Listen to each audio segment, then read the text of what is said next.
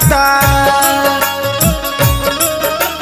ना कोई रिश्ता ना कोई नाता, बाप माई ना भैया, यहाँ सबसे है बड़का रुपैया, यहाँ सबसे है बड़का रुपैया, यहाँ सबसे है बड़का रुपैया, यहाँ सबसे है बड़का रुपैया। रुपया बाटा रोटी चावल, रुपया बाटा रोटी चावल, चाही तो रसमलैया, यहाँ सबसे है बड़का रुपैया, यहाँ सबसे है बड़का रुपैया, यहाँ सबसे है बड़का रुपैया, यहाँ सबसे है बड़का रुपैया।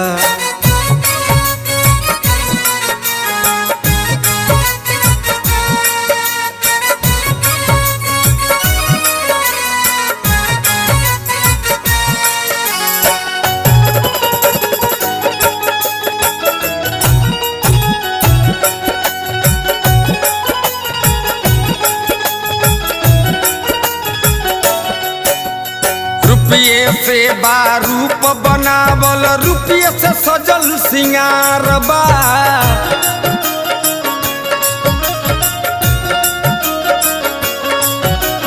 रुपया के ही रूत बयाइल, रुपये भइल आज प्यार बा।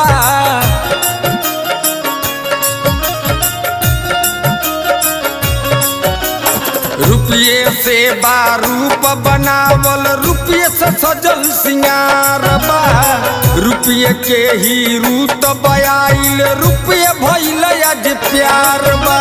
रुपये खातिर हई मेहनत होता, रुपये खातिर हई मेहनत होता, करके मैया मैया, यहाँ सबसे है बड़का रुपैया, यहाँ सबसे है बड़का रुपैया, यहाँ सबसे है बड़का रुपैया, यहाँ सबसे है बड़का रुपैया।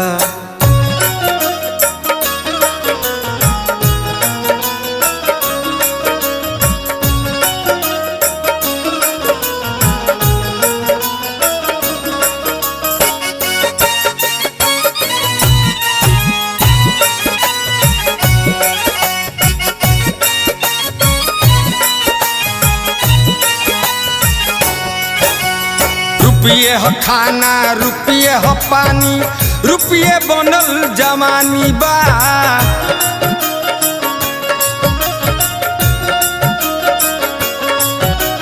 रुपया के दम पर बने कहानी, रुपये बनल जिंदगानी बा।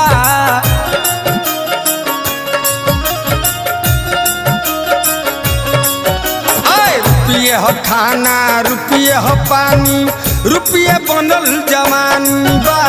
रुपया के दम पर बने कहानी, रुपया बनल जिंदगानी बा। रुपया से हमार जान बेचाता,